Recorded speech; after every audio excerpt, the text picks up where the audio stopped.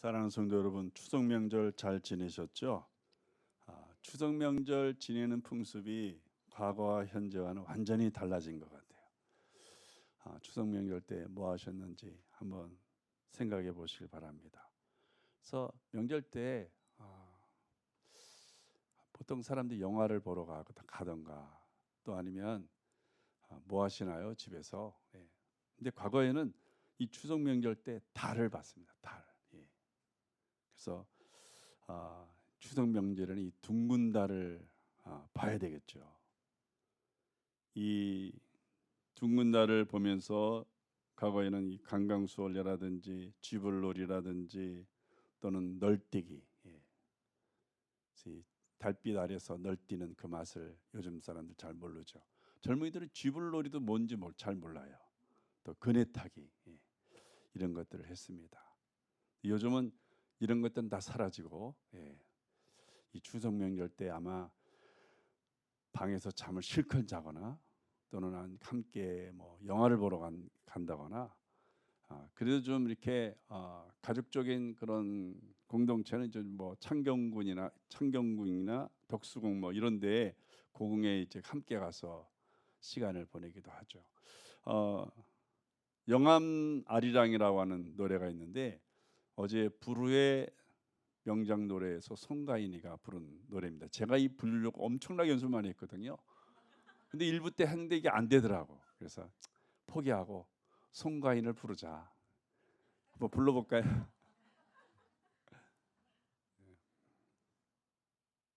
둥근 달이 뜨는 게 왜 이렇게 기분 좋고 왜 이렇게 관심이 많은 거죠? 요즘 사람들 뭐 둥근 달 보셨습니까? 추석 명절에? 관심도 없고 또 어제 정말 둥근 달 아주 찌그러지지 않고 잘 떴는데 아마 본 사람들 그리 없을 것 같아요. 다 관심이 없죠. 옛날 사람들은 이 달이 뜨면 막 감흥이 오고, 기쁨이 있고 정말 활기가 넘치죠. 요즘 사람들은 달 봐도 그리 뭐 감정이 없어요. 달 뜨나 보다, 그렇게 생각하죠. 옛날 사람들은 이 둥근 달이 뜨면 풍년이 든다고 생각을 했어요. 그래서 영암아리랑 서두에도 달이 뜬다. 정말 이 한마디 얼마나 정말 소망이 가득 차잖아요. 기쁨이 있고. 그래서 이 달이 뜨는 거에 대해서 굉장히 흥분하죠. 둥근 달이 뜨는 거에 대해서 흥분합니다. 왜? 풍년이 올 것이기 때문에. 또 달이 뜨면 떠나간 사랑하는 사람이 돌아올 것이라고 하는 기대가 있어요. 달을 보면서 떠나간 사랑이 돌아올 거라고 하는 그런 막연한 기대를 갖죠. 환란 많은 세상에 사는 사람들에게 이러한 소망이 있다는 것은 고무적이에요. 어디 마음 둘 데 없고 또 위로받을 데 없고 소망 가질 데 없는 일상 속에서 달을 보면서 야, 풍년이 든다, 떠나간 사랑이 돌아온다, 이런 소망을 갖는 것은 그나마 다행이 아닐 수가 없죠. 오늘 본문의 유대인들은 자신들이 이방인 가운데 사는 것은 저주라고 생각했습니다. 출애굽기에 보면 유대인들이 애굽 땅에서 430년 동안 살잖아요. 이건 저주예요, 저주. 하나님이 택한 백성들이 이방인 땅에 사는 것은 저주였습니다. 또 주전 5세기 6세기에 이스라엘 백성들은 이란 이라크에서 70년 동안 노예 생활을 했어요. 이건 저주예요. 하나님이 택함 받은 백성들이 이방인 가운데 사는 것은 저주였습니다. 13절에도 나오잖아요. 너희가 이방인 가운데서 저주가 되었었으나 그랬잖아요. 이방인 가운데 사는 건 저주였습니다. 유대인들이 사는 곳에서도 달이 뜨겠지만 유대인들은 달이 뜨는 것을 보면서 좋아하는 것이 아니라 오늘 스가랴가 어디에 소망을 두어야 이 저주가 복이 되는지를 말씀 선포하고 있습니다. 달이 뜨는 걸 보아야만 이 저주가 복이 되는 것이 아니라 진정으로 이 저주가 복이 되는 것이 무엇인지를 선지자는 우리에게 말씀해 주고 있죠. 첫째로 오늘 성경 보니까 오직 이 세상의 소망은 우리를 구원하실 하나님을 나의 하나님으로 삼을 때 저주가 복이 됨을 말씀하고 있습니다. 좀 추석 때 정말 하나님이 나의 하나님임을 확실히 좀 내 마음에 새겼습니까? 하나님 나의 하나님이야. 그런 확신이 있어야 되겠죠. 하나님이 다른 사람의 하나님으로 이렇게 우리가 여겨져서는 안 될 거예요. 하나님은 과연 나의 하나님이시다. 누가복음 15장에 보면 탕자의 비유가 나오잖아요. 예수 믿는 사람들은 적어도 이 탕자의 비유는 알아야 되겠죠. 예수님께서 우리에게 누누이 설명하신 비유 아닙니까? 그래서 아들이 많은 재산을 가지고 아버지를 떠나는데 그 아들은 오직 재물에 의지하면서 떠난 거예요. 아버지를 떠난 거예요. 재물의 그 힘을 의지하며 떠났는데 결과는 어떻게 됩니까? 아버지를 떠난 아들, 아무리 많은 재산을 소유했을지라도 결국 탕자가 되잖아요. 탕자. 마지막에는 돼지우리의 지엄열매를 먹고 살아야 되는 그런 탕자의 모습으로 우리에게 비춰지는 것을 볼 수 있습니다. 이것은 하나님을 떠난 인간을 보여요. 하나님을 떠난 인간. 하나님을 떠난 인간은 아무리 많은 재산을 소유했을지라도 죄인이요 결국은 탕자가 되고 만다는 것이에요. 그 탕자 이야기의 클라이막스는 어디입니까? 아들이 아버지께로 돌아오는 그 장면. 아들이 아버지께로 돌아올 때 자신의 존재를 비롯해서 모든 것이 회복되는, 모든 것이 갖추어지는 모습을 볼 수가 있죠. 바로 인간은 하나님을 자신의 하나님으로 섬길 때 바로 모든 것이 회복되어지고 복 있는 자가 되는 거예요. 그래서 하나님은 나의 하나님이시다. 7절에 스가랴 선지자가 이런 말씀합니다. 내가 내 백성을 해가 뜨는 땅과 해가 지는 땅에서 구원하여 낸다. 이렇게 말씀합니다. 이 해가 뜨는 땅과 해가 지는 땅은 이방인 땅이에요. 이방인 땅이고 이방인 땅은 저주가 된다 그랬죠. 왜냐하면 해가 뜨는 땅과 같기 때문에. 해가 뜨는 땅 거기는 사막이에요. 이 해와 가깝기 때문에 거기는 사막이고 나무가 자랄 수 없고 풀이 자랄 수 없고 거기는 물이 있을 수 없고 사람이 도저히 살아갈 수 없는 그런 환경을 가리키는 거죠. 이방인 땅에 사는 유대인들이 마치 그와 같다네. 거기서 내가 구원하여 내겠다. 해가 지는 땅이라고 하는 것은 아주 추운 땅, 해와 너무 멀리 떨어져 있는 땅. 그 땅은 남극이나 북극 같은 땅. 낮보다는 밤이 더 긴 땅들. 낮은 한두 시간에 불과해요. 나머지는 다 23시간, 22시간 다 밤이에요. 사람이 살 수 없죠. 거기는 나무도 존재할 수 없고 거기는 동물도 생물도 존재할 수 없고 인간은 더더욱이 살 수 없는 바로 이방인 땅에 사는 유대인들의 삶이 해가 지는 땅에 사는 것 같다는, 거기서 내가 내 백성을 구원하여 내겠다. 그렇게 하나님의 결연한 의지를 우리가 엿볼 수 있는 거죠. 우리가 이 해가 뜨는 땅과 해가 지는 땅에 사는 것 같은 나의 삶이 구원함을 받으려면 하나님을 나의 하나님으로 고백하고 하나님을 의지하는 믿음을 가져야 된다는 거죠. 인간이 사는 세상은 너무 힘들고 어렵습니다.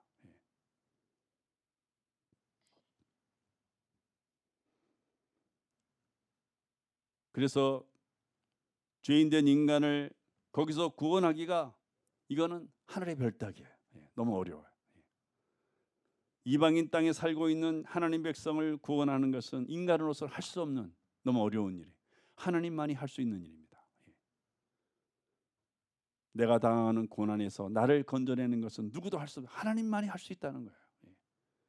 하나님께서 내가 내 백성을 구원하여 내겠다고 하는 아주 강한 의지를 표명하고 있는 것입니다. 그래서 하나님은 우리를 구원하시기 위해서 아들 예수 그리스도를 이 세상에 보내셨고 그 아들 예수를 우리를 위해서 십자가를 지게 하셨다는 것입니다. 이러한 사실을 성경은 복음이다. 나를 구원하기 위해서. 해가 뜨는 땅과 해가 지는 땅에 사는 것과 같은 나를 구원하시기 위해서 예수 그리스도를 그 하늘 보좌에서 이 세상으로 보내셨고 또 이 세상에서 머리 뜰 곳 없는 일상 속에서 십자가를 지게 하신 것은 인간에게는 복음이라는 거예요. 기쁜 소식이라는 것입니다. 그런데 사람들은 이 복음이 자신의 삶에 매우 유익함에도 불구하고 왜 받아들이지 않는 것일까요? 왜 안 받아들일까? 우리나라 교회사의 조선 말기 복음이 처음 들어온 때죠. 이때는 정말 자고 일어나면 귀양 가는 사람들이 보일 때였어요. 자고 일어나면 피바람이 일어나는, 많은 사람들이 피를 흘리는 당파 싸움할 때죠. 노론소론, 남인 북인 이렇게 나눠서 아무것도 아닌 일을 가지고 모함해서 죽이는, 피를 흘리게 하는 그런 때였어요. 그런 때에 복음이 들어왔어요. 참 묘하죠. 이 조선 말기는 해가 뜨는 땅과 해가 지는 땅에 비유할 수 있는 그런 시대였어요. 그때 복음이 들어온 거예요. 이때 사람들은 가문에서 쫓겨나는 한이 있더라도 이 복음을 영접했어요.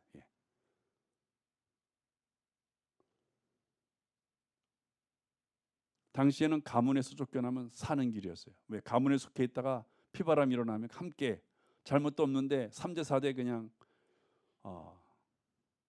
멸절당하는 시대였기 때문에 가문에서 벗어나는 것이 오히려 축복이야.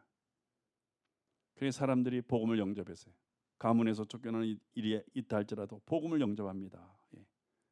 이 복음을 영접하는 사람들의 삶 속에 하나님의 수많은 기적이 일어나기 시작했습니다.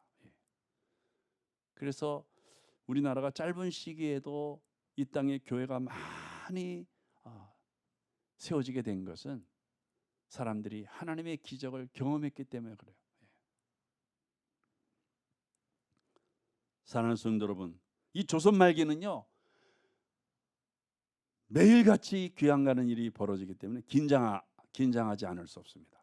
내가 잘못해서가 아니고 사촌이 잘못해서 같이 끌려가고, 부모가 잘못해서 자녀가 같이 끌려가고, 자녀가 잘못해서 부모도 같이 죽음에 들어가게 되고, 매일같이 긴장하는, 내가 잘못한 것이 아니고 주변에 잘못해서 같이 죽는 시대이기 때문에, 그래서 해가 뜨는 곳과 해가 지는 땅은 매일같이 긴장하지 않으면 안 되는 거죠.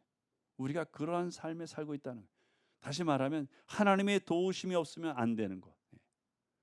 그래서 묘하게 조선 말기에 복음이 들어온 것도 참 하나님의 섭리죠.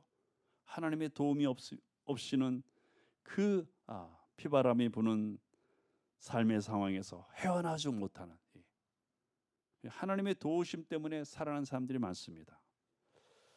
그래서 유대인들이 포로에서 돌아와서, 포로에 돌아오니까 성전 다 무너져 있죠. 성벽 무너져 있죠.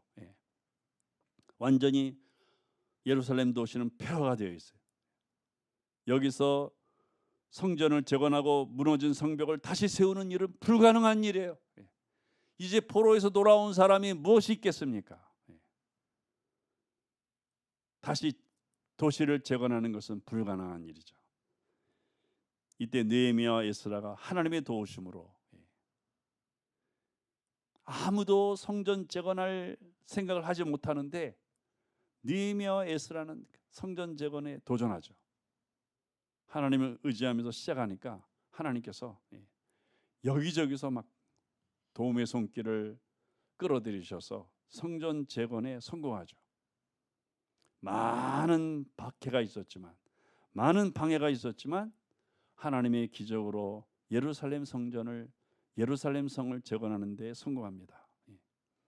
사랑하는 성도 여러분, 하나님이 우리에게 복음을 주셨습니다. 우리를 구원하시고 하나님의 복을 누리게 하시기 위해서 복음을 주셨어요. 우리가 이 복음을 저버리지 않는다면, 이 복음을 내가 영접하고 이 복음을 통하여 하나님을 의지한다면 하나님 우리의 삶에 하나님의 기적을 일으키시는 것입니다. 예. 왜 사람들은 이 복음을 멀리할까요? 왜 이 복음을 받아들이지 않을까요? 오늘 스가랴는 그 이유를 설명하고 있습니다.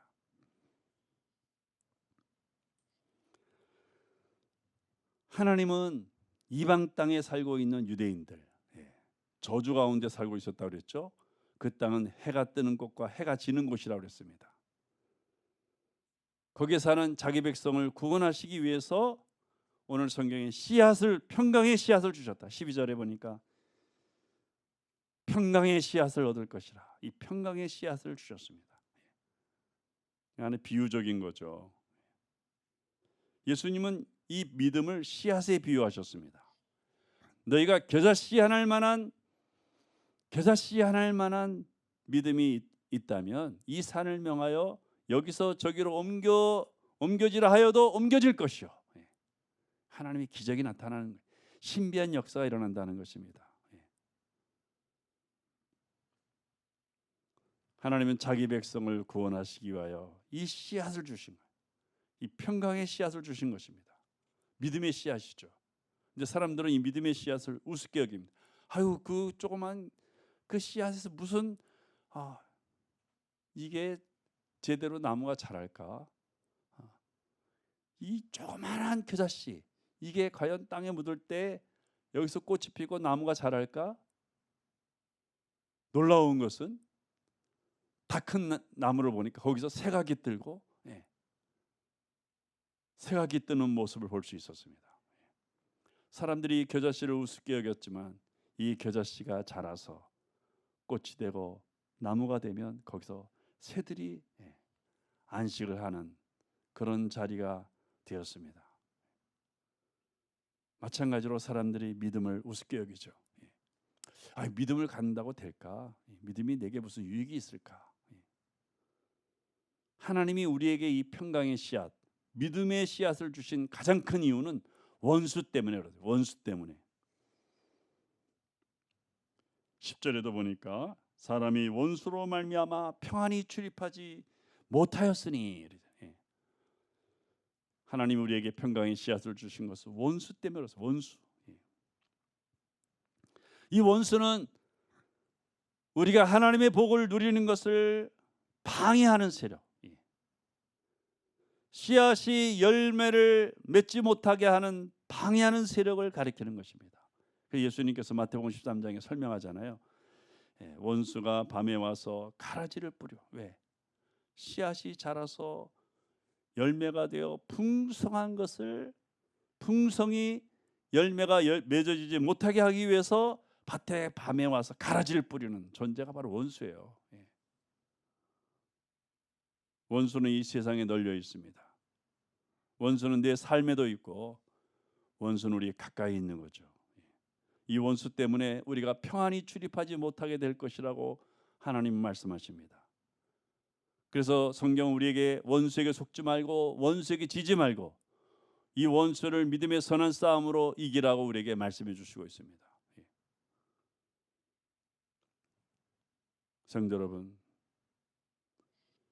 바로 이 원수를 이기는 것은 이 평강의 씨앗, 예수님의 설명을 들으면 이 믿음이 바로 원수를 이길 수 있는 유일한 무기임을 말씀하고 있는 것입니다. 그래서 해가 뜨는 땅과 해가 지는 땅에서 살고 있는 우리들이 원수를 이기고 구원을 받아 하나님의 복을 누리려면 이 믿음이 있어야 된다는 거예요. 믿음이 있어야 된다는 거예요. 하나님을 신뢰하는 이 믿음. 그러면 우리가 이 믿음이 견고하고 이 믿음이 정말 능력 있는 믿음이 되려면 오늘 결론의 말씀으로 하나님께서 우리에게 주신 이 평강의 씨앗이 열매가 되어야 됨을 말씀하고 있습니다. 씨앗이 열매로 되어져 가는 이 과정.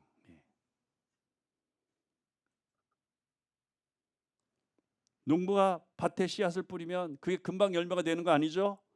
봄에 씨앗을 뿌리면 그게 좀 시간이 걸려요. 여름이 지나고 가을이 늦가을이 되어야 그 씨앗이 그 안에서 여러 가지 작용을 거쳐서 우리 눈에 보이는 열매로 바뀌어지게 되죠. 그러니까 씨앗은 금방 열매가 되는 게 아니에요. 성도 여러분, 내가 믿음을 가졌다고 해서 금방 하나님의 그 풍성한 열매와 기적이 나타나는 게 아니라는 것을 이야기합니다. 이 씨앗이 열매로 되어져가는 이 과정, 믿음의 과정이죠. 우리가 믿음으로 이런 과정을 거치다 보면 하나님의 풍성한 복에 이르게 됨을 스가랴는 우리에게 말씀해 주고 있는 거죠. 성도 여러분, 그래서 씨앗이 열매가 되려면 많은 시간을 기다려야 합니다. 믿음은 기다리는 것이에요. 믿음은 기다리는 것입니다. 씨앗이 열매로 만들어지기까지 그 시간 속에서 농부는 무거운 짐을 지고 수고와 땀을 흘립니다. 예수님도 말씀하셨죠. 너희가 나를 따르려면 너희가 십자가를 지고 나를 따를 것이니라. 또 주님께서 수고하고 무거운 짐진 자들아 다 내게로 오라. 내가 너희를 쉬게 하리라. 이런 말씀들. 그러니까 씨앗이 열매되려면 무거운 짐을 지고 수고와 땀을 흘려야 돼요. 그러나 주님이 우리와 함께 하셔서 우리에게 쉼을 주시고 우리에게 평안을 주시고 또 우리에게 은혜 주시고 우리의 삶 속에 기적이 나타나도록 주님께서 역사하시는 거죠. 그래서 오늘 스가랴 선지자는 우리에게 제안을 합니다. 이런 씨앗이 열매되게 하기 위하여서 9절과 13절에 손을 견고히 하라. 손을 견고히 하라. 이것도 하나의 비유적인 표현입니다만 손을 견고히 하라 이렇게 선포하십니다. 손은 씨앗을 열매로 만드는 데 있어서 정말 없어서는 안 될 중요한 부분이죠. 이 손으로 걸음도 주고 또 약도 치고 또 이 손으로 씨앗이 열매되는데 많은 수고를 하게 되죠. 사랑하는 성도 여러분, 현실 속에서 농부가 씨앗을 열매로 만들 때 실패할 때가 많아요. 여러 가지 이유가 원수가 가라지 뿌려서 실패하기도 하고 또 비가 많이 와서 실패하기도 하고 또 병충해가 와서 실패할 때도 많고 그래서 씨앗을 열매로 만들려면 무엇인가 조치를 하지 않으면 낭패를 보게 되는 거예요. 우리의 삶도 마찬가지예요. 자, 우리 하나님 믿었는데 열매를 얻기까지는 시간을 기다려야 돼요. 우리가 가만히 있으면 낭패 보기가 쉬운 것입니다. 유대인들은 살다가 실패하면 망하거나 절망 가운데 빠지거나 또는 이렇게 이방인 땅에서 저주를 받으며 살 때 그들은 결국 하나님 앞에 나와 두 손을 듭니다. 유대인들은 두 손을 들어요. 저들이 두 손을 드는 것은 하나님의 도우심을 받기 위해서입니다. 일반적으로 사람들은 어떤 굳은 결심을 할 때 손을 모으게 되죠.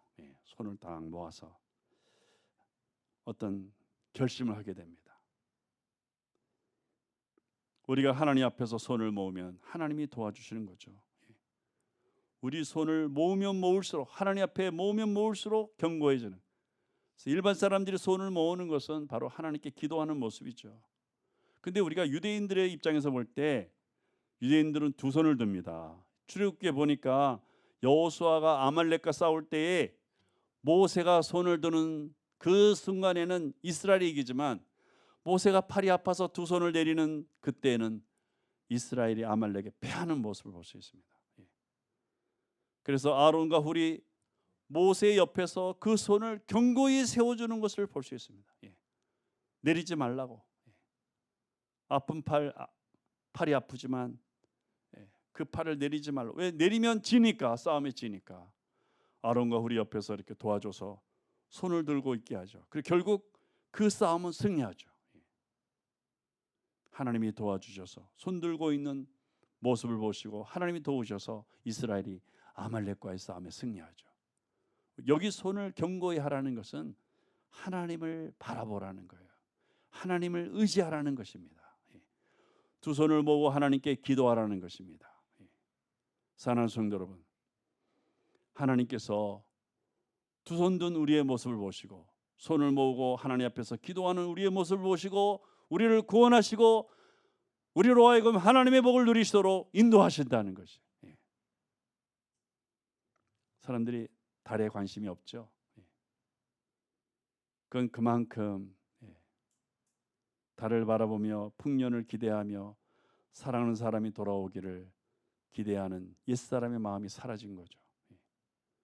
그렇다고 이 시대 사람들이 여호와 하나님을 바라보며 의지하느냐? 그것도 아니죠. 사랑하는 성도 여러분, 우리는 옛사람이 달이 뜨면 좋아하듯이 우리 여호와 하나님을 바라보며 우리가 두 손 들고 기뻐하며 하나님 의지하는 믿음을 견고해야 하는 것입니다. 하나님은 우리의 믿음을 보시고 우리를 도와주시며 우리를 구원하시며 우리로 하나님의 복을 누리게 하시는 것입니다. 사랑하는 성도 여러분, 우리 마음을 다시 한번 새롭게 해서 하나님을 바라보는 믿음을 가져야 합니다. 하나님을 의지하는 그 마음을 더 견고히 해야 합니다. 스가랴 선지자가 손을 견고히 하라. 하나님께서 너희를 구원하시고 너희를 하나님 복으로 누리게 하실 것이다. 이 약속의 말씀이 우리 성도의 삶에 꼭 이루어지시기를, 믿음을 더 견고히 하는 성도 되시기를 주의 이름으로 축복합니다. 기도하시겠습니다. 아버지 하나님,